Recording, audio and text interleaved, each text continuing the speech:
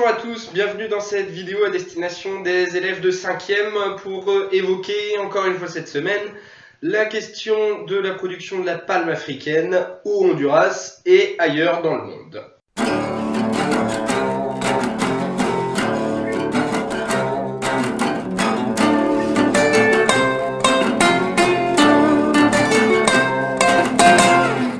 Bien. Alors on va évoquer cette question en lien avec l'activité que j'ai pu vous envoyer cette semaine. Donc je vous demande à travers une carte mentale qui évoque les problèmes sociétaux, économiques et environnementaux de retracer pour tout ça pour savoir si la production, la culture de la palme africaine au Honduras est durable ou non. Si elle respecte à la fois l'environnement, l'économie et la société. Si on a quelque chose d'équitable, de viable, bref de durable. Alors pour étudier tout ça, vous avez un document notamment qui vous parle du parc national Jeannette Kawas. Alors on va y revenir un peu plus précisément sur ce parc et qu'est-ce qui s'y est passé. Déjà, qu'est-ce que c'est qu'un parc national? C'est un espace dans lequel la faune et la flore sont protégées des activités humaines. C'est un parc dans lequel on ne va pas pouvoir implanter de grandes usines, etc., pas pouvoir faire d'autres cultures que celles qui sont déjà existantes. Voilà, c'est un espace protégé.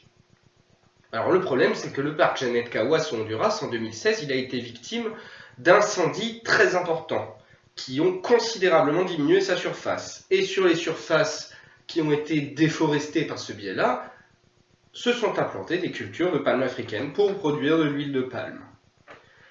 Alors on ne sait pas exactement d'où provient la source de ces incendies, mais il y a quand même de forts soupçons qui pèsent sur l'une des grandes sociétés qui produit de l'huile de palme, la société Dinan.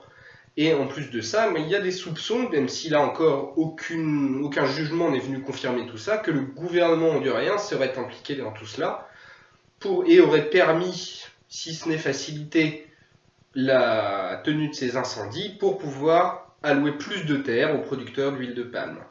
Alors pourquoi tant de remous autour de cette production? C'est qu'elle rapporte énormément. Les pays qui consomment le plus d'huile de palme se situent principalement dans l'hémisphère nord. Ce sont des pays comme les États-Unis d'Amérique, les pays de l'Union européenne comme notamment la France, le Royaume-Uni, l'Allemagne, des pays d'Asie comme la Chine ou l'Inde, ou encore la Russie. A l'inverse, les pays producteurs, ceux qui produisent cette huile de palme, se situent principalement dans l'hémisphère sud ou à l'équateur, là où on peut bénéficier d'un climat équatorial comme vous avez pu l'étudier dans la première activité sur le Honduras, avec une seule saison tout au long de l'année, des températures qui avoisinent en permanence les 28 degrés, de fortes pluies, une humidité très importante, bref des circonstances idéales pour la culture de cette palme africaine. Alors dans ces pays producteurs, on retrouve tout en haut de la liste l'Indonésie et la Malaisie en Asie du Sud-Est. En Afrique, le Nigeria est un grand pays producteur aussi, puis des pays d'Amérique du Sud et d'Amérique centrale, comme le Brésil ou encore le Honduras. Alors je vais revenir un petit peu là sur les conséquences environnementales de tout ça. En Indonésie particulièrement. En Indonésie, entre 2000 et 2012, 60 000 km² de forêt ont été rasés pour pouvoir planter en grande partie de la palme africaine. Alors ça a des conséquences terribles, surtout dans un pays comme l'Indonésie, parce que ce pays abrite une espèce de plante sur 10 dans le monde, une espèce d'oiseau sur 7, bref, l'Indonésie c'est un pays dans lequel la biodiversité est très importante, très développée et essentielle à tous les écosystèmes de la planète. Donc on va avoir ces mouvements de déforestation très importants qui font que l'Indonésie est passée première, leader, on pourrait dire, même s'il ne s'agit pas ici de savoir qui est gagnant ou pas, tout le monde est perdant, mais l'Indonésie est passée premier dans la déforestation devant même le Brésil, dont on parle pourtant plus souvent à cause de l'Amazonie. Et tout ça, ou en grande partie, pour la production d'huile de palme. Alors que disent les producteurs d'huile de palme? Si on s'intéresse ici aux producteurs locaux. Parce que vous avez de petits paysans, de petits producteurs qui se lancent dans cette activité régulièrement et qui y trouvent leur avantage. En effet, vous avez, comme ils le disent, toujours un client. Il y a toujours des clients pour l'huile de palme. Donc planter de la palme africaine, c'est un moyen de s'assurer un revenu régulier plutôt que la production de farine ou de maïs qui là est plus aléatoire. Donc ça permet de créer de l'emploi, de créer des revenus. tout cela. Et c'est là qu'est toute l'importance de cette huile de palme dans le monde. C'est un enjeu économique particulièrement fort.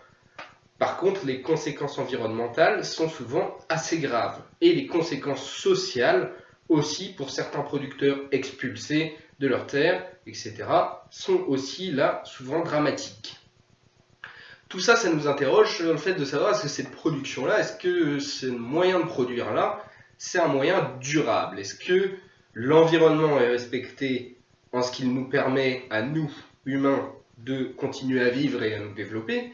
Est-ce que sur le plan économique, il y a des bénéfices? Et est-ce que sur le plan sociétal, est-ce que sur le plan de la vie quotidienne, il y a des bénéfices? C'est toute la question que je vous pose dans cette nouvelle activité cette semaine, à savoir compléter cette carte mentale avec d'un côté l'économie, de l'autre l'environnement et enfin la société, et utiliser les documents que je vous ai fournis pour pouvoir la compléter et savoir si on a une gestion durable de la production de palme africaine au Honduras. Alors si vous avez aimé cette vidéo, je vous encourage à laisser un pouce en l'air. Si vous avez des questions, n'hésitez pas à les poser en commentaire. Et nous on se retrouve une prochaine fois pour de nouvelles vidéos. Et je vous dis à la prochaine!